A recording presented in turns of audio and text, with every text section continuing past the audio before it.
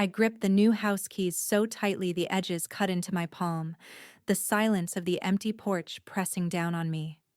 "Sell fast, she won't last," my daughter had whispered, her voice still echoing in my ears. I thought she meant the market. I didn't realize she meant herself. Now she's gone, and I own this house in cash, standing inside walls that feel less like shelter and more like a mother's final warning. All right, before we dive into this crazy story, do me a favor. Subscribe and tell us where you're watching from. The roast chicken smelled like rosemary and lemon, but Maggie barely tasted it. The light chatter around the table, Kristen talking about her new backsplash, Brandon chiming in about rising property values, felt rehearsed. Maggie nodded politely, pushing peas around her plate. Kristen's voice was sugar smooth, the kind she used when she wanted something. "You should see the quartz we chose for the island, Mom. I swear it sparkles like champagne." Maggie gave a faint smile. "Sounds nice, honey." The fork trembled slightly in her hand, and she set it down. Her blood sugar was dipping. She could feel it behind her eyes, like a slow cloud rolling in. She reached for her purse beside the chair. "Gonna grab my glucometer from the foyer," she mumbled. Kristen barely looked up. "You okay?" "Just routine." Maggie eased herself up, knees stiff, and walked carefully down the hall. The house smelled new, fresh paint and synthetic floors, no soul in the walls yet. Halfway to the foyer, she stopped.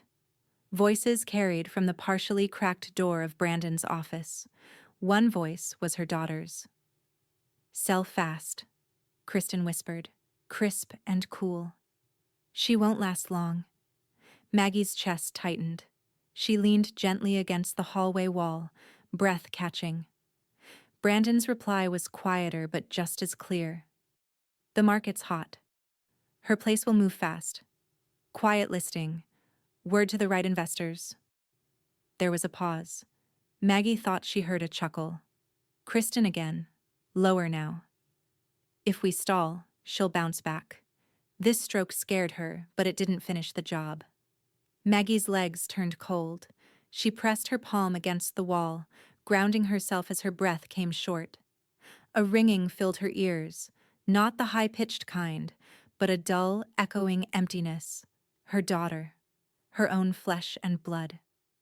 She swallowed hard and turned slowly, stepping backward down the hall like she was avoiding a minefield. Back in the dining room, the plate sat undisturbed. Kristen's wine glass caught the light as it tilted gently, still swaying from when she'd set it down. Maggie grabbed her purse and coat from the back of the chair without a word. "You sure you don't want dessert?" Kristen called, walking out from the hallway with a linen napkin in hand. "It's that pecan pie from that place you like." "No," Maggie said flatly, her hand already on the doorknob. "I'm not feeling well." Brandon looked up from his phone. "Need a ride?" "I can. I'm fine." Her voice was steady now, ice-wrapped. Kristen narrowed her eyes but forced a laugh. "At least take a slice for the road." Maggie opened the door and stepped into the night air without answering. She didn't even bother to close it behind her. The suburban street was quiet, her breath visible in the cool Tennessee dusk. Her fingers trembled as she unlocked the car. Not from weakness this time, but fury. A cold, slow-burning fury that pooled somewhere deep inside her ribs and refused to rise. She sat in the driver's seat for a full minute before starting the engine. Her house wasn't just a home, it was her history, her proof of survival, the one thing in her name that no one could ever take away. Or so she thought.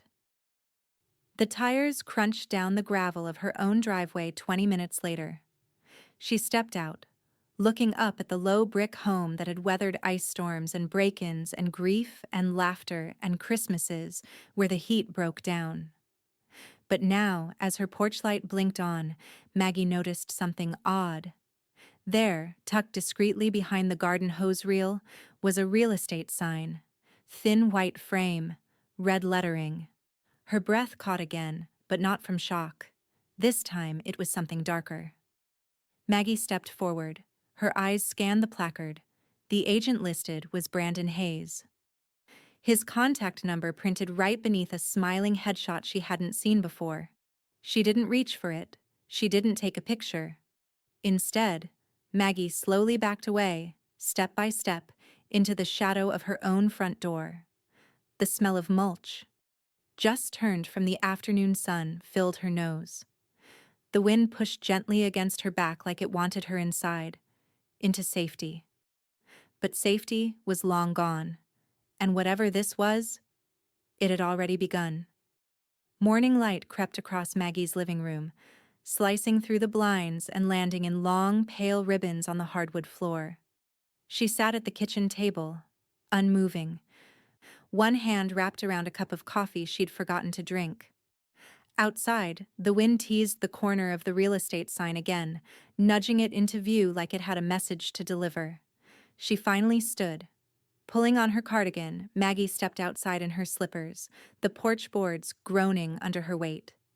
The autumn air bit at her cheeks. She walked straight to the sign now, no hesitation, no ceremony. The post was staked cleanly into the soil, Brandon's face grinning from the laminated flyer, bold letters reading, "Exclusive opportunity, quiet sale, contact for details." No phone number on the front, but a small QR code gleamed in the lower corner. Maggie pulled her phone from her pocket, scanned the code, and waited. It opened a private MLS listing, her address, her house, labeled active but off-market. She scrolled. 3 wide-angle photos she hadn't taken.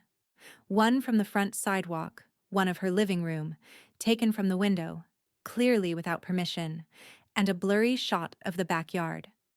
List price, just under market value, positioned for a fast close. Agent, Brandon Hayes. Her thumb hovered over the screen. She wasn't panicked now. Not exactly. This was something colder than panic, more exacting. She turned and went back inside. An hour later, Maggie stepped into the lobby of Hayes & Carter Realty. It smelled of citrus cleaner and toner ink. Faux succulents sat on a glass coffee table beside a stack of magazines no one had bothered to rotate since spring. A young woman at the front desk looked up from her keyboard. "Hi there, welcome. Do you have an appointment?" "No," Maggie said evenly, "but I'd like to speak with someone about a listing I found online." The receptionist blinked. "You're a buyer?" Maggie smiled faintly. "You could say that." A beat passed before the woman stood. "Let me see who's available." She disappeared through a frosted glass door. Maggie scanned the wall, framed photos of happy couples holding keys, ribbon cuttings, and Brandon himself shaking hands with city councilmen. The kind of photos meant to convince you of safety. Moments later, another woman appeared. Late 30s, neat ponytail, tan blazer that didn't quite match her shoes. Her name tag read, Tara. "Hi, I'm Tara. You were asking about a property?" she asked kindly, extending a hand. Maggie shook it. "Yes. I found this online this morning." She pulled up the listing again, handing over her phone. Tara glanced down, and her expression shifted slightly. "I believe this is my property," Maggie added. There was a pause. Tara looked up quickly, then back at the screen. "This is your home?" Maggie nodded once. "I didn't authorize any listing." Tara stepped aside, gesturing to a small glass-walled office. "Let's sit for a second."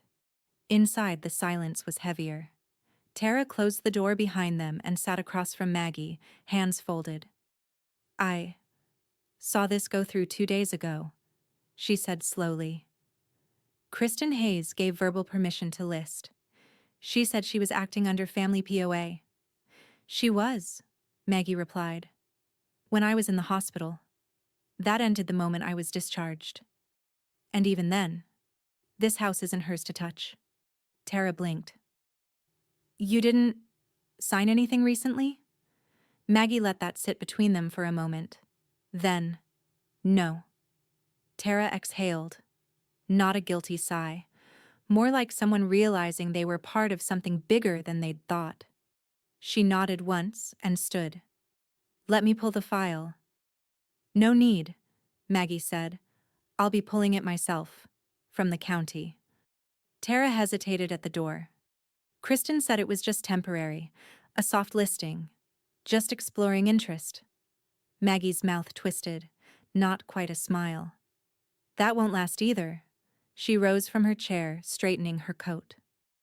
As she stepped back into the lobby, Brandon entered through the front glass doors, phone in one hand, sunglasses in the other. He spotted her instantly.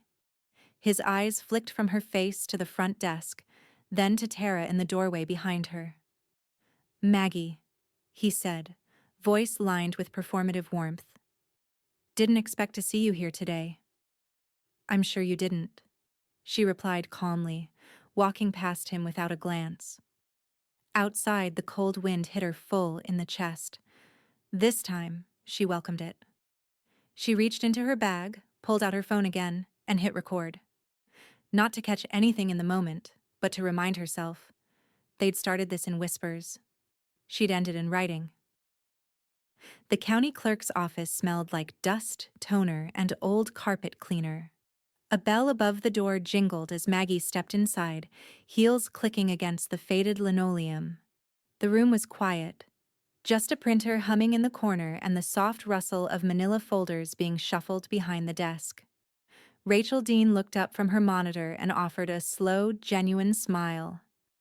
Her gray hair was pinned neatly into a low bun, glasses perched halfway down her nose. She didn't blink in surprise when she saw Maggie, just nodded once, like she'd been expecting her. "Maggie Fields," Rachel said, her tone even but knowing. "Well now. What brings you in today?" Maggie held up a plastic file envelope, labeled with blue masking tape. "Home documents. Personal. Need a signature pulled. Yours, preferably." Rachel's smile faded just enough to signal she understood. She motioned Maggie toward a side counter, away from the front window. "Come on back. I'll need a minute to dig it out." They walked behind the desk and through a low-slung half door. Fluorescent lights buzzed faintly overhead. The back room was colder, the walls lined with locked cabinets and rolling file systems that looked decades old. Rachel slipped on a pair of thin cotton gloves and pulled open a long drawer. "We keep original cards on site. Any title transfer requires verification against the master sig. Always has. We digitize too, but ink never lies." Maggie said nothing. Her hands stayed folded, knuckles white. After a few moments, Rachel pulled a cream-colored card from a folder labeled Fields, M. She laid it on the counter and smoothed the edges with her gloved hands.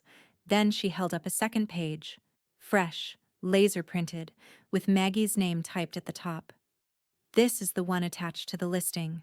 She set it beside the original. Even without magnification, the difference was jarring. Rachel squinted, her jaw tightening. "Well, hell?" The loops on the G were wrong. The tail of the F curved instead of hooked. The slant, completely off. Maggie had written her name thousands of times in her life, but she'd never written it like that. Rachel turned to face her. "You didn't sign this, did you?" "No," Maggie said calmly.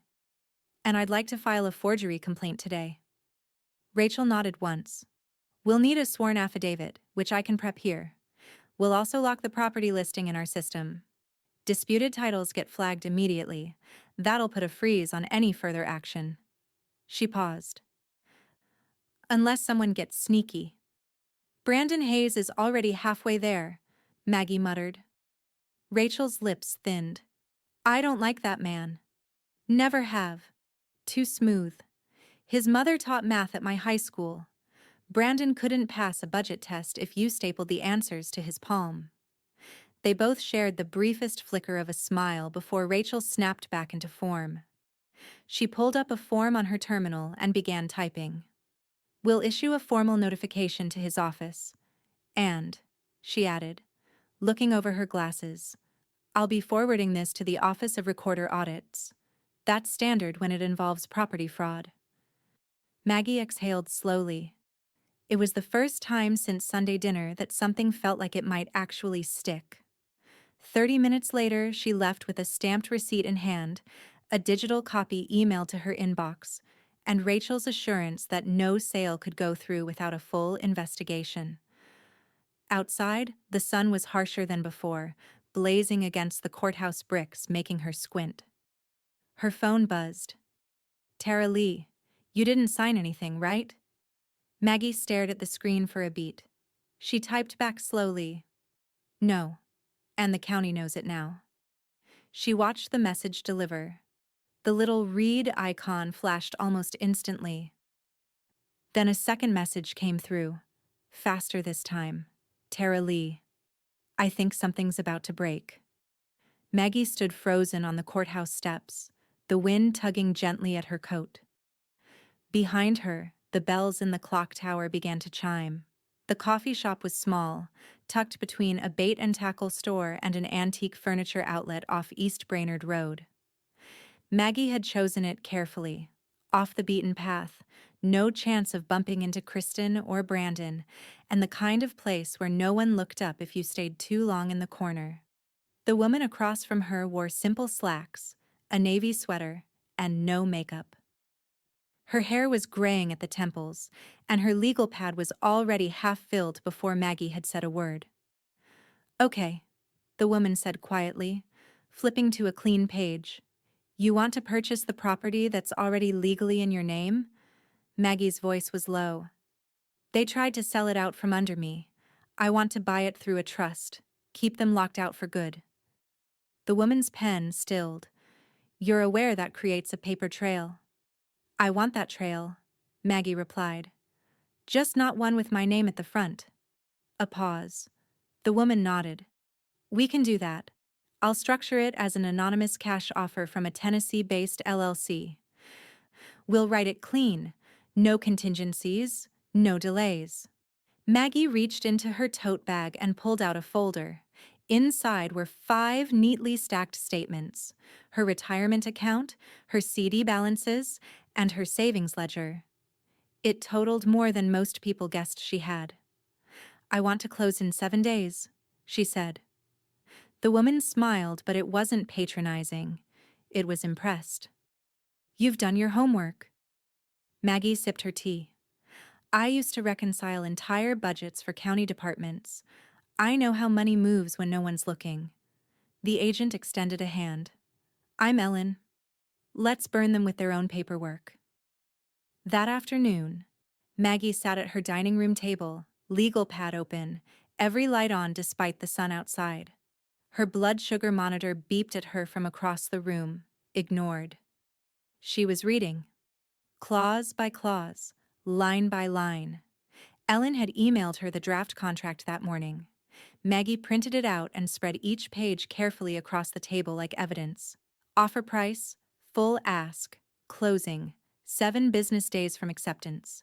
Buyer, Silver Pines, LLC. Contingencies, none. There were no cracks, no language that gave anyone room to wiggle through. Maggie took a red pen and underlined every phrase that locked the deal in her favor. By the time she reached the final page, her neck ached and her eyes burned, but her mind had never felt clearer. She signed the offer packet, then faxed it from the UPS store on Gun Barrel Road. She didn't use email, she didn't call, she paid in cash. At 10:17 the next morning, Brandon's office received the offer. Tara wasn't supposed to see the email.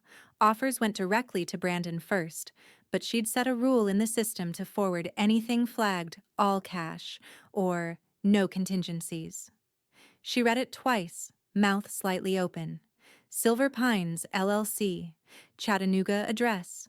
Heavy language about quiet, fast-closing investment portfolio acquisitions. Brandon walked in seconds later, cup of green juice in one hand, sunglasses still on. Anything good? She hesitated. There's a cash offer. Full ask. No contingencies. Wants to close in a week. Brandon whistled. stepping behind her to look over her shoulder. Hot damn, that didn't take long. He scanned the sender's email. This flipper's not local, huh? Address is just a P.O. box, Tara said, neutral. He grinned. That's the sweet kind. Out of town money. No drama, just checks. He clapped her shoulder. Tell him we're accepting. No counters. Let's ride the heat. Maggie stood in her backyard that evening, watching the sun dip behind the oak trees that lined her fence. The leaves had just started to burn orange at the tips. Her phone buzzed. Ellen. Offer accepted. We're in escrow. Title pull starts tomorrow. Maggie exhaled through her nose. Her hands didn't shake. Her heart didn't race. The battlefield had shifted, and she'd made the first strike. She turned back toward her porch when her phone buzzed again. A different tone. Different number. Kristen. Mom? Just a heads up. Your house is about to be sold, but don't stress. Brandon and I will help you find something smaller and easier. Maggie didn't reply. She opened her camera, took a picture of the oak tree she planted in 1987, and saved it to a new album. Maggie stood in front of the county clerk's desk, fingertips resting lightly on the smooth, cold edge of the counter. Behind the plexiglass, Rachel slid a thick manila envelope across with two hands, as if she were handing over something holy. There it is, Rachel said softly. Filed, certified, stamped, and recorded. Maggie opened the flap. Inside, the deed to her own house, transferred in full, in the name of Silver Pines Trust, managed by Silver Pines LLC, with her legal signature on record as trustee. It was hers again. But this time, on paper. Untouchable. She blinked slowly, not from emotion, but focus. This wasn't the end of something. It was the exact middle, the hinge point of the war. Would you like me to email you a digital copy too? Rachel asked. No, Maggie said, closing the envelope with care. I like the weight. The sky was a flat, cold blue when she got home. No clouds, no movement, just autumn sun filtering through the trees. She pulled into the driveway and sat for a moment, watching the light hit the windows of her brick ranch just right. For the first time in weeks, she got out of the car without checking behind her. She unlocked the door and stepped into her living room, same as she had 1,000 times. The scent of old wood and lemon oil hung in the air. A faint creak echoed as she closed the door behind her. But this time she paused and walked slowly through the house, room by room, touching the walls, brushing her hand along the top of the mantel where the family photos used to sit. Lingering in the kitchen, where a single coffee mug still sat in the drying rack from the day after the stroke. It wasn't just her home, it was her line in the sand. Her phone buzzed in her coat pocket. She already knew who it was. Kristen. We sold your house, Mom. But don't worry, we'll help you find something smaller. Closer to care, maybe even near us. This is a good thing. Maggie didn't respond right away. She sat down at the dining room table, pulled the deed from the envelope, and placed it flat beneath the soft afternoon light. Then calmly, she picked up her phone, angled the camera just right, and took a photo of the document, zoomed in on her signature at the bottom. She hit send. A long pause followed. Then the typing dots appeared. Then disappeared. Then nothing. 3 hours later, Maggie was chopping celery for soup when the doorbell rang. She wiped her hands, checked the peephole. No one. But on the welcome mat, a small, thick envelope, black linen paper, sealed with a gold sticker from Hayes and Carter Realty. She bent slowly, picked it up, opened it without ceremony. Inside was a copy of the contract Brandon had written up, dated and marked accepted in red ink. A sticky note was attached. Congrats. She sold. Let's talk next steps. B. Maggie held the paper up to the light. Then, without a word, she walked it over to the kitchen sink, turned on the disposal, and shoved it in piece by piece. The roar of the blades filled the kitchen, drowning out the last traces of the lie. Back in the living room, her phone buzzed again. Tara Lee. They think it's done. Brandon's bragging about moving an old house in under a week. Tara Lee. You want me to say anything? Maggie stared at the screen, then replied, Not yet. Let them relax. She placed the certified deed into a fireproof lockbox beneath the floorboard in her closet, right where she used to keep Christmas cash and her late husband's pocket watch.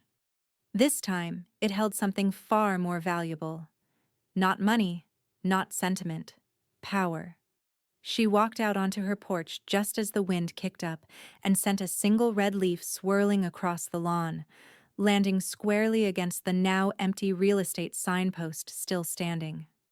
Soon, she thought, that would come down too, but not until they realized what they no longer owned. The door chimed as Maggie stepped into the law office of Grant, Avery, and Finch, a converted craftsman bungalow that now smelled faintly of cedar and copy paper. The walls were lined with framed degrees and tastefully anonymous art. It didn't scream money. It whispered power. A paralegal offered coffee, but Maggie waved her off with a small smile. She had brought her own, black, in a thermos that still smelled faintly of cinnamon. 10 minutes later, a door opened and a woman in a charcoal suit stepped into the waiting room.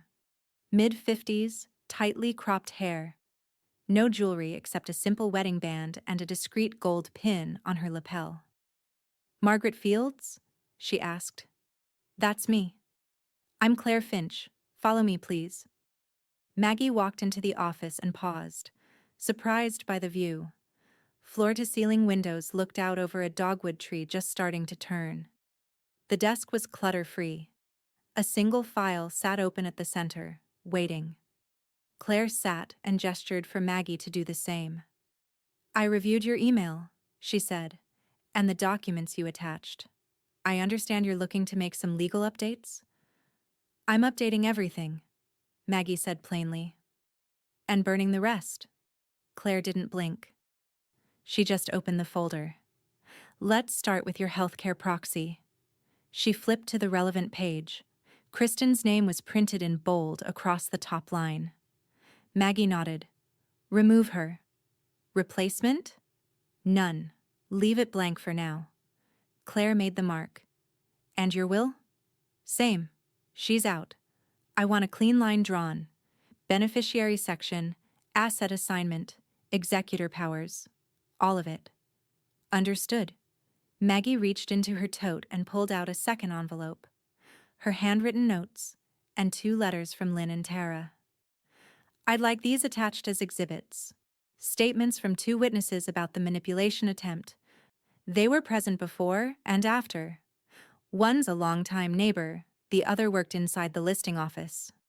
Claire read the opening lines of Tara's letter, her brow arching slightly.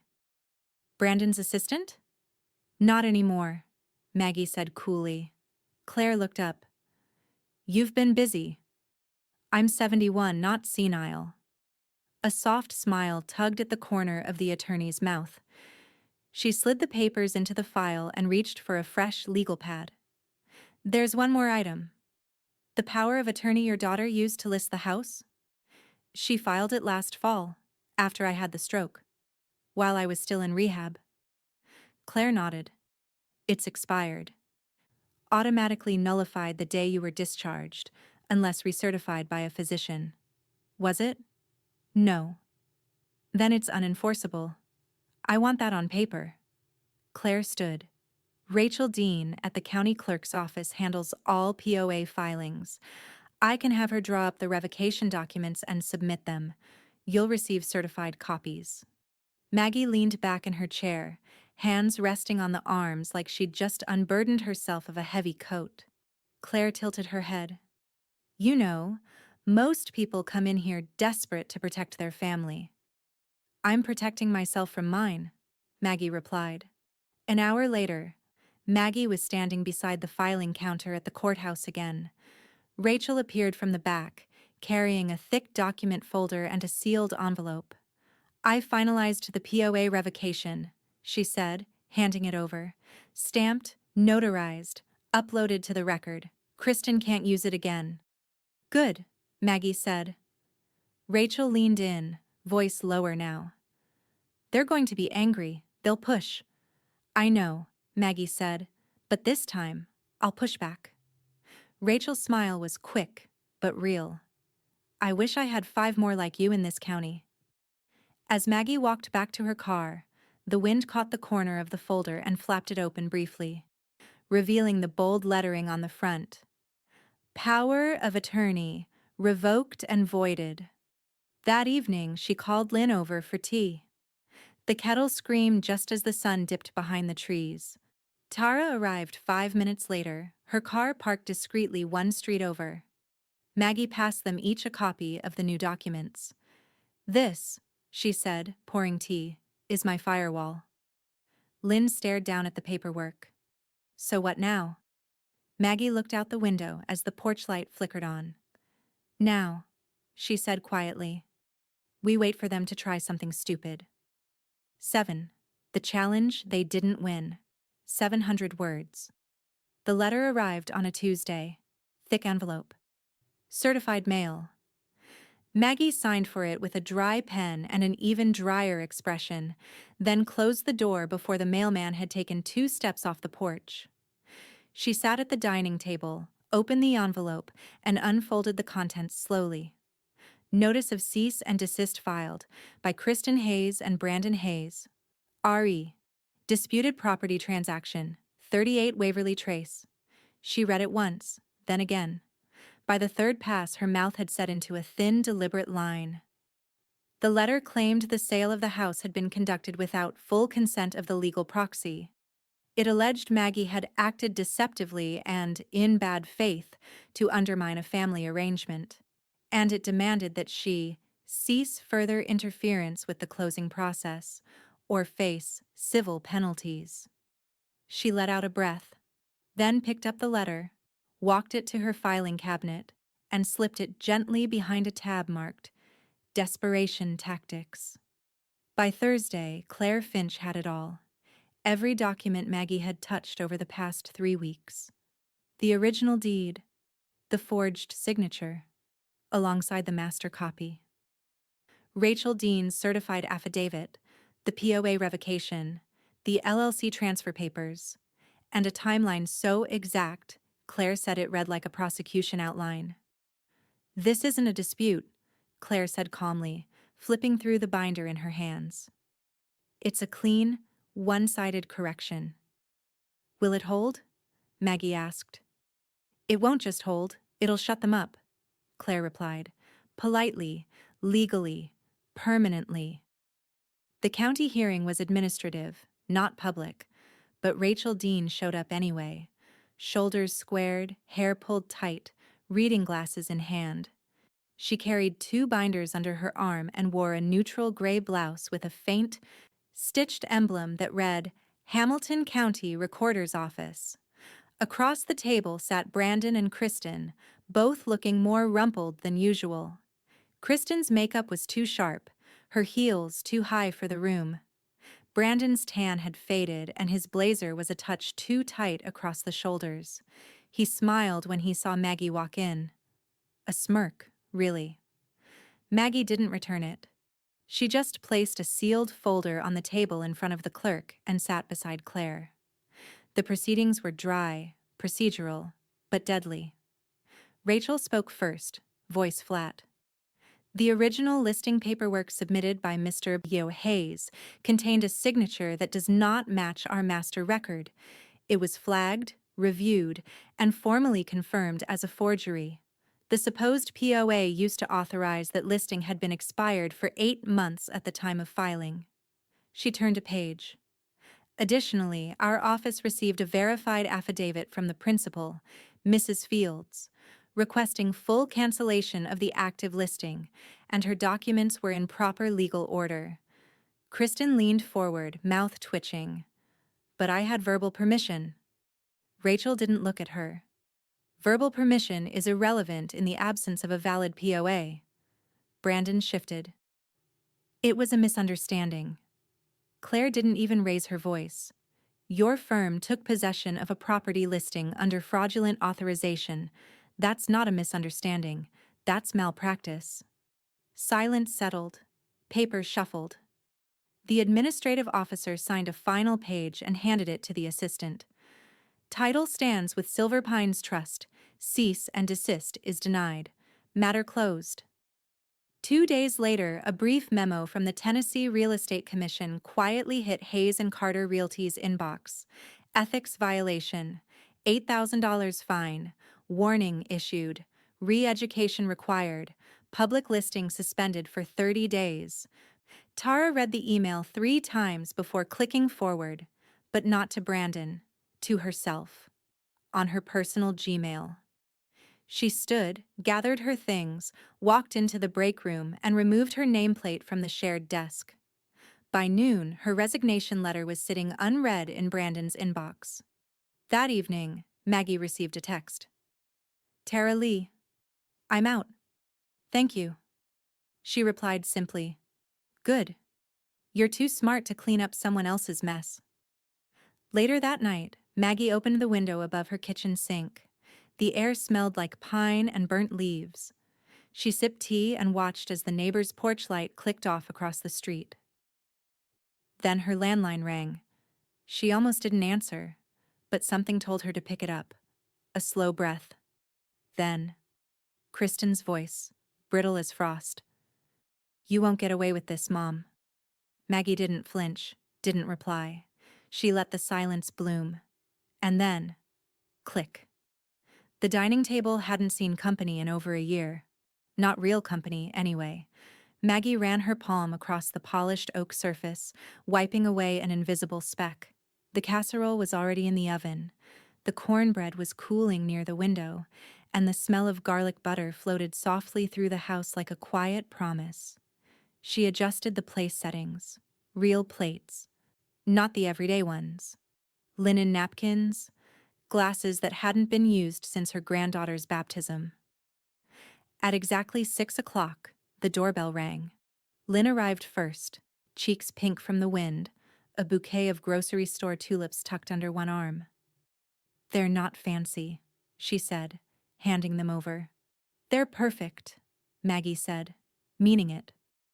Tara arrived next, wearing jeans for the first time since Maggie had met her.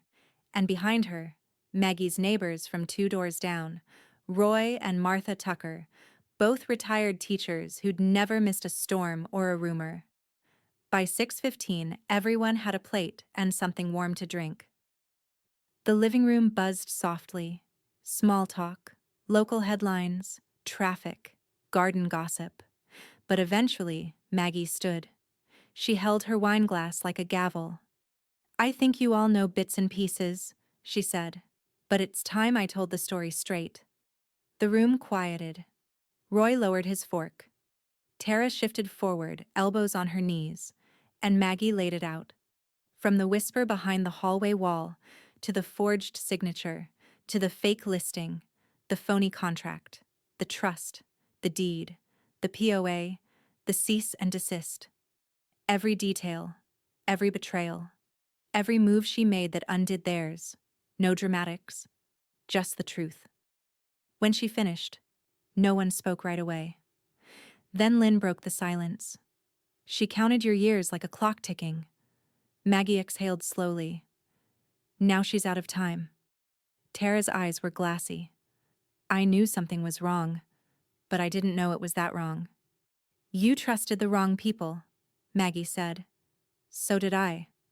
Roy raised his glass. To starting over, Martha added, and to outliving the snakes. They clinked glasses. The sound was louder than it should have been. Sweeter, too. After dinner, Lynn helped with dishes while the others drifted out with leftovers wrapped in foil and quiet admiration in their eyes. Tara lingered by the door, fiddling with her car keys.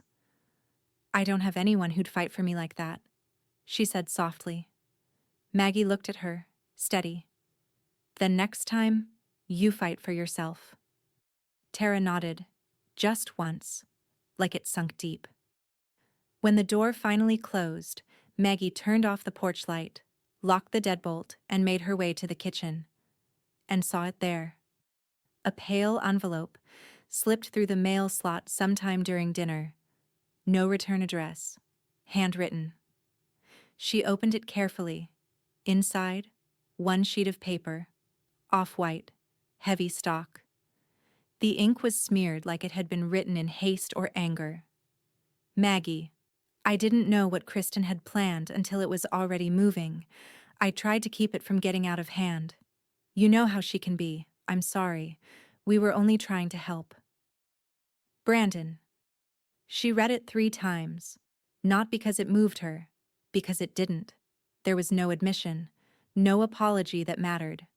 Just a man trying to shave his conscience down to the smallest size possible. She folded the letter once, then walked to the fireplace and fed it to the coals still glowing from the pre-dinner warm-up. The flames licked the edges greedily. She watched until the last line burned out. At 9:47 p.m., her phone buzzed with a text. Unknown number. Your neighbors may clap, but they don't know what you've done. She stared at it for a long moment, then blocked the number without responding. Because here's what they did know. She hadn't folded. She hadn't run. She had turned her silence into strategy. And her dinner table, once meant for family, now sat full of people who chose to stand beside her. The manila envelope slid across the diner booth with a soft shft. Maggie watched it come to a stop beside her coffee cup. The waitress had just refilled it. 3rd time, and still hadn't blinked twice at the quiet exchange happening in the corner booth. Across from her sat a man in his early 40s, wire-rimmed glasses pressed button down, and a voice 2 notches too soft for his job. Still can't believe you reached out to me, he said, smiling cautiously. After all these years. You wrote your first op-ed in my 9th grade civics class, Maggie replied, sipping her coffee. And I told you then, you had a spine for the truth. He gave a short laugh. And you made me rewrite it 6 times. And it finally passed. Her eyes sharpened. So will this.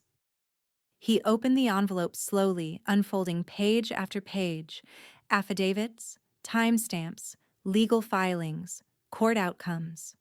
Maggie had tabbed every section in color-coded Post-its, blue for official rulings, red for forgeries, green for POA law. I'm not naming names, she said. Not yours, not mine. He looked up. You want it anonymous? No, I want it accurate. Her voice was flat. This isn't gossip. This is a warning. He nodded slowly. If I write this, it'll ripple. I know. Maggie sipped again. That's the point. The article hit stands the following Sunday. Front page of the Chattanooga Ledger's community section. Bold headline, clean layout, woman reclaims her home from her own daughter. By Samuel Knox beneath it, a sepia-toned photo of Maggie's modest ranch house, front porch just visible behind early fall leaves. The piece was a surgical narrative, no names, but all the facts. It traced the fraudulent listing, the forged signature, the expired POA, the quiet lawsuit, the county ruling. Every breadcrumb accounted for, every turn backed by documentation. Readers didn't need names to connect dots. Kristen's co-workers did. So did Brandon's competitors, and clients, and investors. By Monday morning, Hayes and Carter's Facebook page had shut down its reviews. 3 Yelp entries had been flagged for abuse of authority. Local Twitter threads spiraled with keywords like elder abuse, real estate ethics, and Hamilton County disgrace. By Wednesday, Maggie got the message she'd been waiting for. Tara Lee. He's out. Not fired, but reassigned. No listings, no closings, just office admin now. He's furious.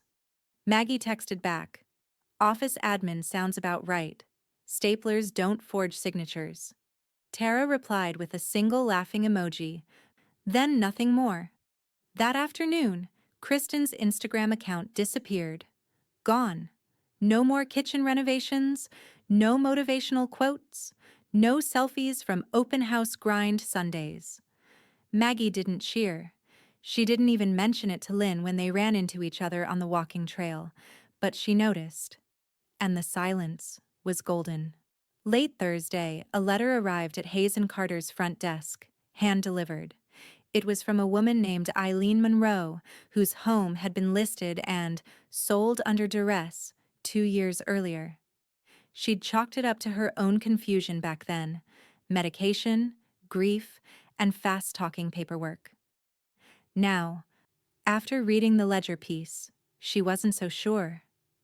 The signature on her documents had looked off. Within 48 hours, she'd filed a preliminary fraud complaint with the Tennessee Division of Consumer Affairs. Brandon's name was listed at the top. So was the firm's. Maggie read about the filing in a buried paragraph inside a Friday legal brief. The language was dry, impersonal, but she smiled anyway. She folded the clipping and tucked it inside her recipe box, just behind a laminated card for lemon chess pie. That evening, as the sun dipped over the rooftops and washed her garden in gold, Maggie stepped onto her porch.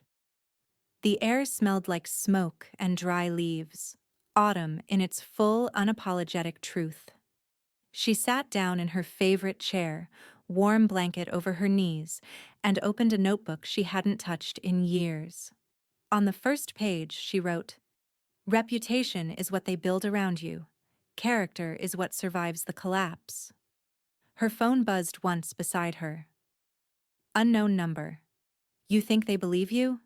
You're not who they think you are. Maggie looked at the message for a long moment. Then, without replying, she turned off the phone entirely. She didn't need to prove who she was. She'd already published it. The news broke on a Tuesday morning. Quiet and clinical. A short line buried in the Chattanooga Business Ledger, wedged between articles on housing permits and interest rate hikes. Kristen and Brandon Hayes, former agents with Hayes and Carter Realty, filed for Chapter 7 bankruptcy this week. A formal liquidation of assets is scheduled for November 18th. Maggie didn't find it by accident. She'd set up a Google alert months ago. She read it twice. Then once more, just to be sure. She didn't smile, but she did breathe. Long, slow, and fully. That evening, Maggie brewed a fresh pot of coffee and turned on her laptop. She knew the auction site would crash. Real estate people always overestimated their own importance, but the link worked like a charm. Hayes Estate Liquidation, Asset Lot. Aro Show 1. So 8T. Each listing came with a photo and a summary. Lot Sieberfaus 03. A pair of Apple laptops with some water damage. Starting bid, $250. Lot Sieberfaus 8. 2 queen bedroom sets, refinanced through a store credit line. Starting bid, $60. Lot Fighanhaus 11. A leased 2021 Lexus RX 350. White 19K miles. Listed as clean title, pending payoff. Starting bid, $8,500. The bids climbed slowly. Maggie watched without blinking as the Lexus sold for $9,000 flat. The buyer? Anonymous. Of course it was. She closed the laptop gently, as if she were finishing a chapter of a very long, very overdue book. Then she opened her checkbook. 3 days later, the Foundation's first housing fund received an anonymous $9,000 donation earmarked for single-mother housing scholarships. The name attached to the gift? In honor of Emily Hayes. Maggie had typed it slowly, deliberately. Kristen and Brandon's daughter, her only grandchild, whose college fund had quietly evaporated during the legal mess. Maggie never blamed the girl, just the architects who built the storm around her. And sometimes, the best way to hold a mirror to someone's collapse was to invest in what they abandoned. The following Monday, Maggie received an email from Rachel Dean at the county clerk's office. Subject: Final record summary. Body: all legal flags have cleared. Title history locked. Listing violations resolved. For your records, you're in the clear, Maggie.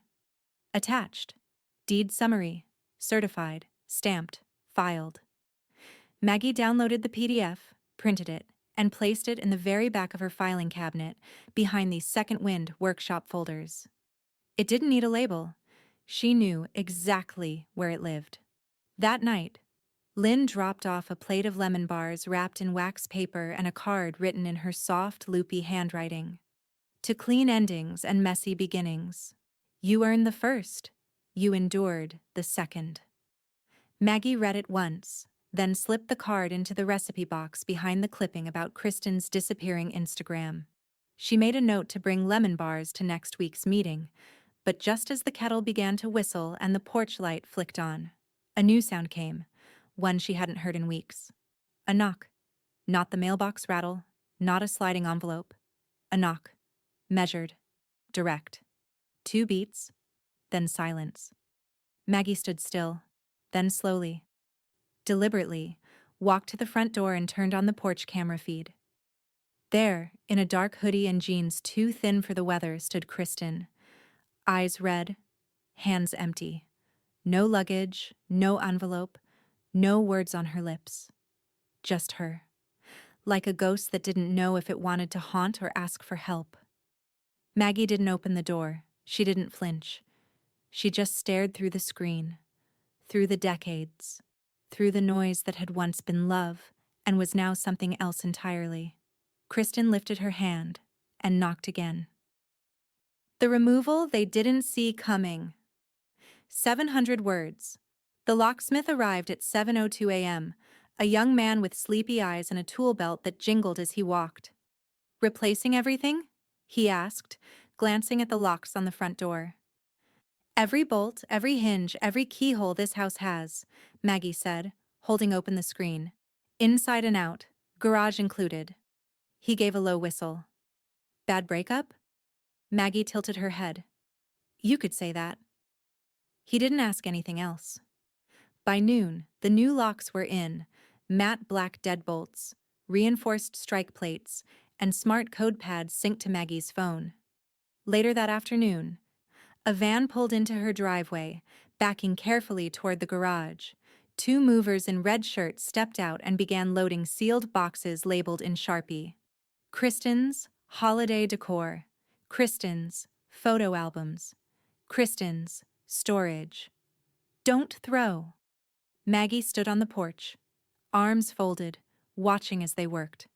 When they were done, one of them approached, clipboard in hand. These are being delivered where? Maggie handed over a typed document with Kristen's new P.O. box. No forwarding message, no return address, just delivered as received. The mover nodded. Cold. No, Maggie said, voice even, clear. That night, she sat at her kitchen table with a sealed envelope in one hand and a pen in the other. She carefully scratched out her address on 3 separate utility accounts, 2 credit card profiles, and her voter registration. Then she filled in her new mailing address, 1 street over, attached to a private UPS drop box. No house connection, no family link. The woman behind the counter at the UPS store raised an eyebrow. Lotta identity theft going around? Something like that, Maggie replied. 2 days later, a black metal security gate was installed across the head of Maggie's driveway. Custom welded, manual lock, no keypad. The young welder who installed it squinted at her from under his ball cap. You expecting trouble, ma'am? I'm expecting peace, she said. He nodded slowly, like he'd heard that before, but never quite that way. On Sunday, Lynn showed up with a garden trowel in one hand and a box from Home Depot in the other. Motion sensor lights, she announced, smiling. The good kind, bright enough to wake the dead. They worked side by side in the late afternoon light, planting lights under the dogwood, beside the shed, along the walkway. When they were done, Lynn tested one by walking into the yard and triggering the soft click of the bulbs flicking on. Looks like a fortress, she said, proud. It's not, Maggie replied. It's a filter. Lynn raised an eyebrow. Peace, Maggie added, keeps out anything that can't live beside it. Inside, Maggie lit a candle and placed it near the window above the sink, her version of a signal flare. Not to call anyone home, to remind herself this was home now. Fully hers. Guarded, but not closed. That night, as the wind picked up and the porch light swayed gently on its hook, a small rustle came from the mailbox. The sound of a hand, quick and familiar, slipping something inside. Maggie didn't move immediately. She walked to the door, unlocked it, and opened it slowly. No one there, just a plain envelope sitting on the doormat. No handwriting, no stamp, no return. She didn't pick it up. She used the toe of her slipper to slide it back into the yard, past the motion sensors. The garden lights flared to life, washing the envelope in clean white light. She closed the door, locked it again, and turned on the kettle. Whatever was written in that envelope could stay out there. She had no use for whispers anymore, only peace and tea. The first time Maggie rolled out a yoga mat in the park, she almost laughed. The grass was damp, her hip ached, and the instructor, an impossibly flexible woman in her 50s, with a sun hat and a voice like chamomile, kept saying things like, "Open the heart space and breathe into your future." But something about it worked. Maybe it was the breeze off the river. Maybe it was the way the sun caught the copper leaves above them. Or maybe it was the quiet nods of the other women scattered across the lawn, women with lined faces, careful eyes, and wrists that carried more than bracelets. Maggie kept coming. By the 4th week, she no longer sat in the back. By the 5th, she started hearing snippets. "My son's already asking about the deed. My niece tried to move me into one of those independent living places. Just because we're aging doesn't mean we're done." One Thursday, after a longer than usual stretch and a well-earned sip from her thermos, Maggie turned to the two women beside her, Jeanette, who used a walker but never skipped a class, and Dolores, who used to be a court clerk. "Can I ask you both something?" Maggie said. They nodded. "How much do you know about power of attorney law?" They looked at each other, then back at her. "Not enough," Dolores admitted. "And too much. The hard way." 3 weeks later, 7 women sat in Lynn's sunroom on folding chairs, passing around printed handouts and sharing stories with the kind of raw honesty only women of a certain age allow themselves. Tara stood near the window, flipping through a PowerPoint on her old laptop. She'd left Hayes and Carter for good and now freelanced part-time doing estate paperwork. Quiet, clean, no office drama. "This," she said, highlighting a clause on the screen, "is where most people get tricked. If you see the phrase durable unless revoked, get it in writing that it's revoked. Don't just assume the hospital discharge ends it." Jeanette raised her hand. "What about trust transfers? Can my son do that without me signing?" Tara shook her head. "Not without your name. If your signature's not there, it's not legal. Don't let anyone rush you. Ever." Maggie watched the room, how the women leaned in, how the air shifted from tired to alert. "This needs a name," Lynn said, passing out cups of sweet tea. "Something better than Thursday Club." Maggie glanced down at the binder she'd put together over the last week. Glossy cover, bold title, no nonsense. She set it on the table, letting the name speak for itself. "The Second Wind Club Empowering Women 60 Plus. To own their paper trail." The group clapped. Lightly at first, then with growing, surprised enthusiasm. It wasn't a revolution, but it was a return. By the end of October, the group had grown to 12. Dolores brought her cousin from Lookout Mountain. Jeanette convinced 2 women from her church choir. Lynn opened her home without question, made cookies, printed extra worksheets, even labeled the mugs. And Maggie? She taught the part they hadn't asked for. How to listen for the tone under the kindness, how to spot urgency disguised as love, how to keep everything in writing. Not one of them ever missed a meeting again. That Saturday, as Maggie walked home beneath the fading trees, she saw a man parked across the street in a silver sedan.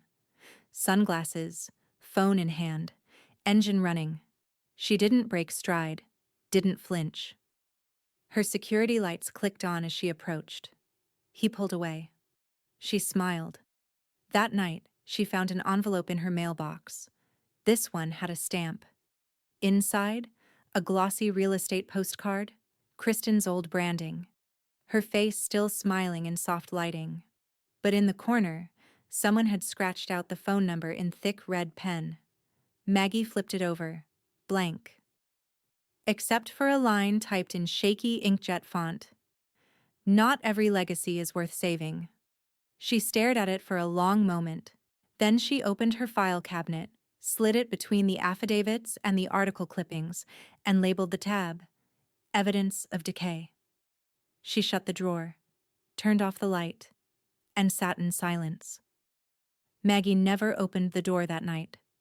Kristen stood there for 3 full minutes, longer than expected, shorter than earned, before she turned and walked back down the driveway, head bowed, sleeves pulled down past her palms.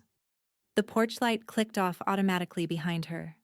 The divorce filing showed up the next week, forwarded to Maggie by Roy Tucker, who still subscribed to the Hamilton County Court Observer out of habit and quiet curiosity.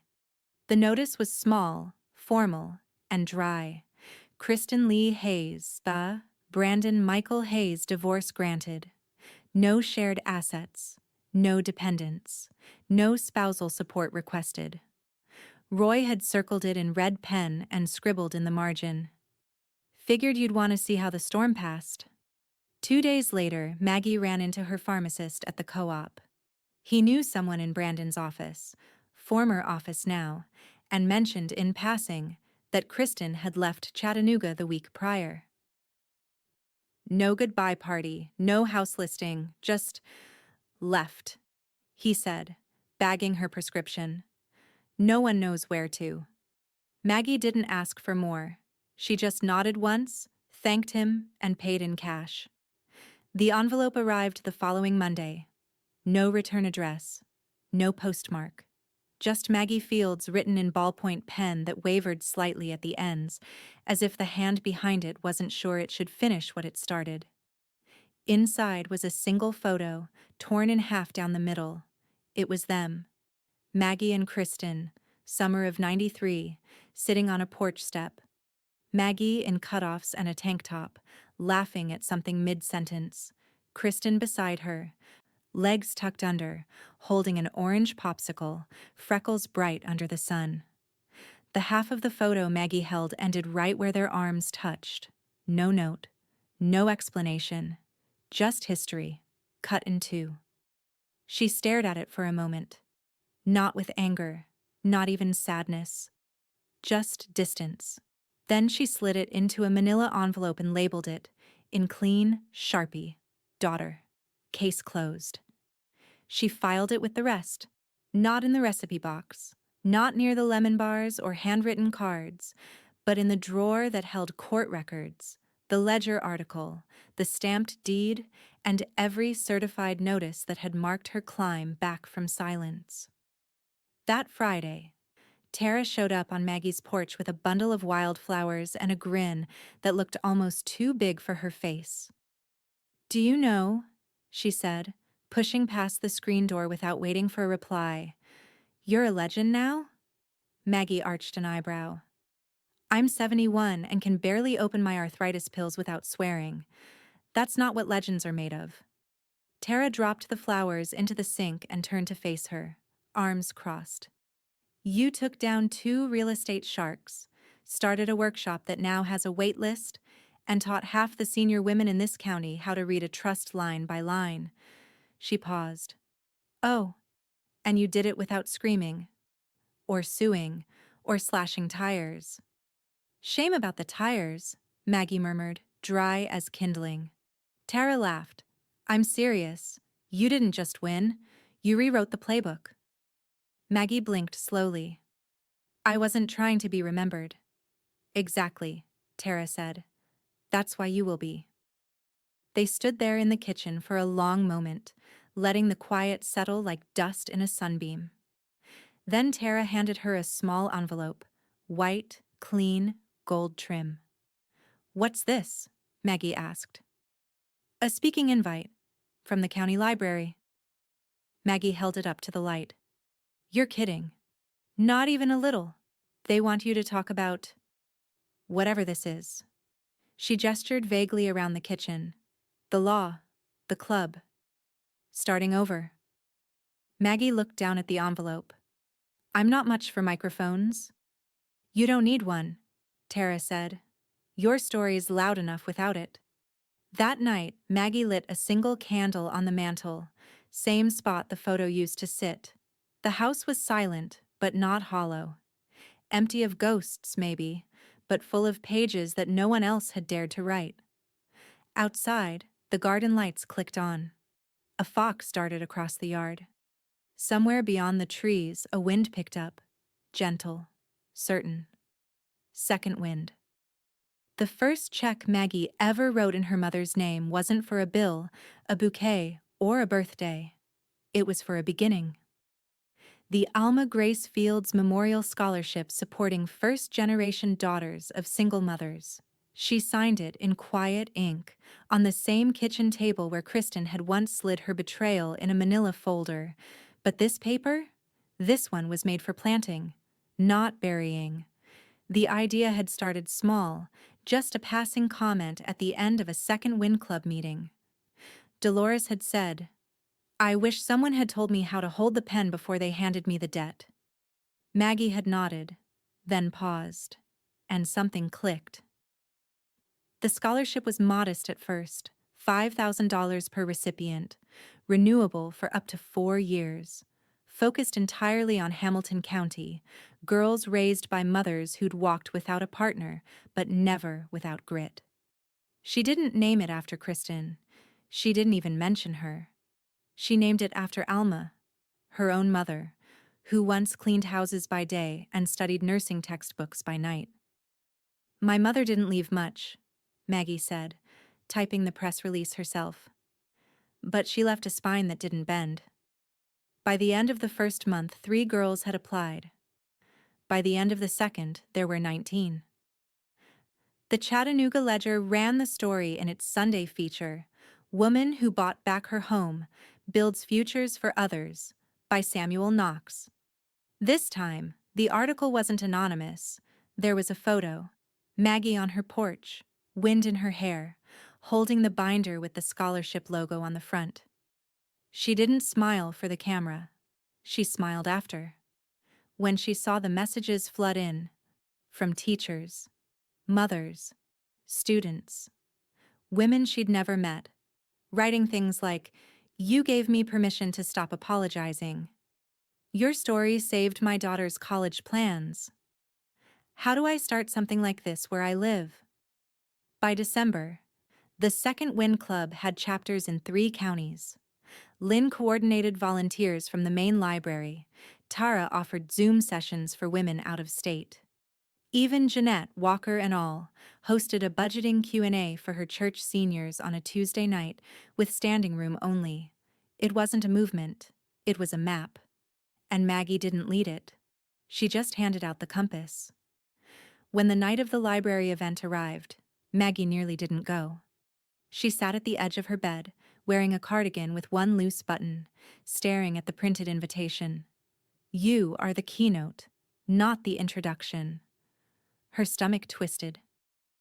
She hadn't stood in front of a room since county budget meetings in the 90s, but Lynn had already texted, "You show up, I'll bring tissues. Deal?" Maggie put on her shoes. The main room of the downtown branch was packed. Rows of metal chairs filled with faces she didn't expect. Former students, club members, neighbors, even Rachel Dean from the county clerk's office, sitting near the back with a quiet pride in her eyes. Tara sat near the projector, arms crossed, lips tight to hide a grin. Maggie stepped to the podium, cleared her throat, and began. Not with legal stories, not with warnings, but with a sentence she hadn't said aloud in decades. My mother didn't raise me to be liked. She raised me to last. Silence followed. Then, as she spoke, about power, paper trails, forgiveness without forgetting, the silence turned electric. People leaned forward, phones stayed in pockets, and when she finished, the room stood. Not a burst, not theater. A slow, full rise, like breath held too long, finally exhaled. In the back, Lynn dabbed her eyes with the sleeve of her sweater. And Maggie? She didn't bow. She simply nodded, once, quiet and square, then stepped down. That night, back home, she found a new envelope in her mailbox. No stamp. Just tape and handwriting that felt less familiar now than it once had. Inside was a single slip of paper. No threats, no photos, just 6 words. You made your point. I'm gone. Maggie read it once, then folded it in half. Not to keep, to release. She walked it out to the fire pit, lit a match, and watched it vanish like breath in cold air. No reply. No record. Some goodbyes, she'd learned, didn't need fighting. Only fire. The smell of fresh paint lingered like a soft exhale, sherbet cream in the hallway, slate blue in the kitchen. Clean lines, new light switches, no ghosts in the trim. Maggie walked barefoot from room to room, floorboards warming beneath her steps like they remembered her. And maybe they did. The old photos had been swapped. No more forced smiles or holiday performances. In their place were new frames. The Second Wind Club lined up under a gazebo. Lynn holding a pie with her apron still on. Tara laughing mid-eye roll with a cup of coffee in her hand. And in the center of the mantel, where wedding photos used to sit, was a single, framed document. Deed of ownership. Silver Pines Trust filed and recorded. Hamilton County. Maggie paused in front of it, hands resting gently at her sides. She didn't need to read it. She already knew every line by heart. Outside, the gate was still new enough to shine. A custom-cut plaque now hung squarely across its face, brushed bronze and heavy to the touch. Lynn had helped screw it in 2 days earlier. You don't own peace, you earn it.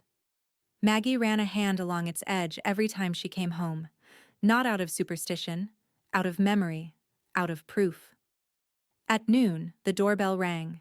Lynn stood there with a foil-covered casserole dish and a wink. Peach cobbler? She said. Warm. With just enough cinnamon to make you suspicious. Maggie laughed and waved her in.